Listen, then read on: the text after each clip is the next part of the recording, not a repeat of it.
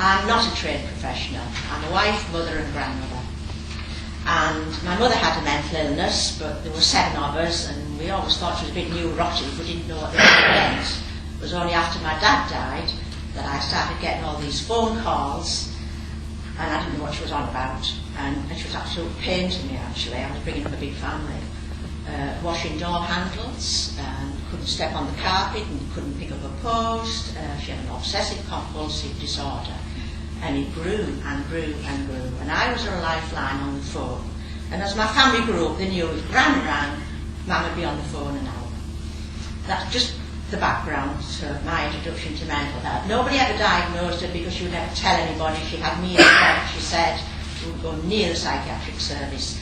So that was, I coped with that. But when the youngest of our 8 children became ill, she was 13. And she became very stroppy, and we didn't recognise the signs.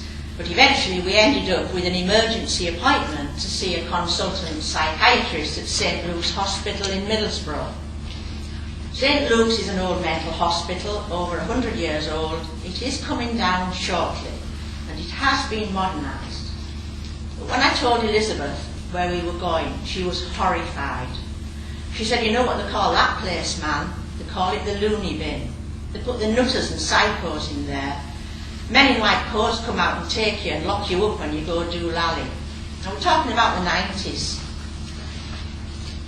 Labels dehumanise people. They take away their personhood.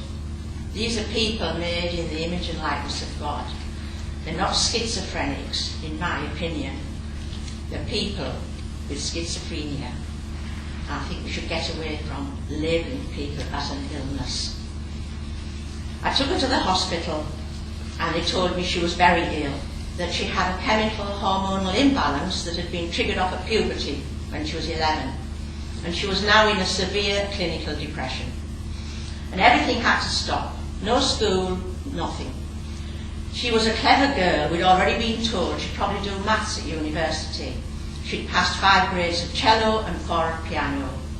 And she never again put in a full week at a time at school because of this illness. That was early May, and I looked after her at home, and the days ran into weeks, ran into months, and I made many visits to the hospital. And it turned our once happy family upside down.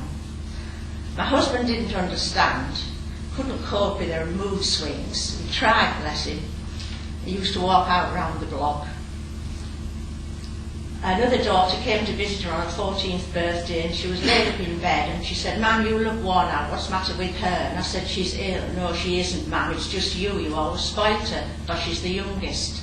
Another daughter stopped coming a lot. She said, "I couldn't cope with the tension in our house, ma'am. It had changed."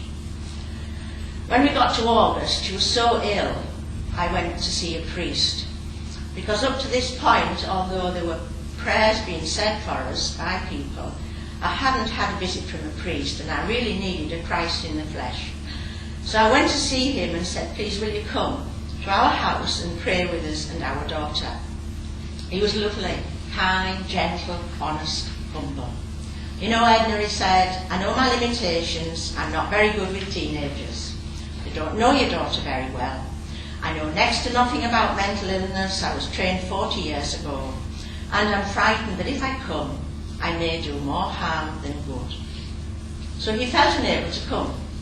So I said to him, "Can you recommend someone else?" And he said no, he couldn't. And I went home alone. And I had a lot of expectations from our church. And I suspect that had Elizabeth been experiencing a different sort of life-threatening illness, we would have had more support. And the months carried on, and I just battled on with Elizabeth and got her to school when I could. And her 16-year-old brother would come in and say, "What's she doing on the settee again under a duvet?" I said, "She's ill." Then I'd get her to school, and 10 o'clock they'd ring up, "Your daughter's crying again, can you come and get her?" I said, "I know, I've got a sick daughter." And it just went on for months and months. By the following March, my mother was getting worse because she was worried about fasting and abstinence in Lent. Her prayer life was totally really all gone to pot, and I was becoming a broken carer. and I used to sit in church on my own and cry. And one day I thought, well, if God can make sense of the crucifixion with the resurrection, he can use my pain and make sense of it. And I never looked back. I was doing my BA in divinity at the time, distance learning. I'm a very mature student. I decided I would continue and do my master's because I wanted to research this area of pastoral care. And part of it is I sent out questionnaires to 2 carers support groups. One was a secular one, but the other one I'd set up with a priest. And we always start off with scripture reading and a prayer because I needed to meet Christ in all of this. And we share our joys and sorrows, and we shed a few tears, and sometimes we have a little laugh, and we end with a prayer. And it's been running now for 14 years. And carers come and go. But I had a phone call one day from a lady, and she said, you know, Edna, I've been thinking for some time about coming to your group, but I'm frightened that if I do, it will get out. The stigma of mental illness. She didn't want anybody in her community to know what was going on in her house.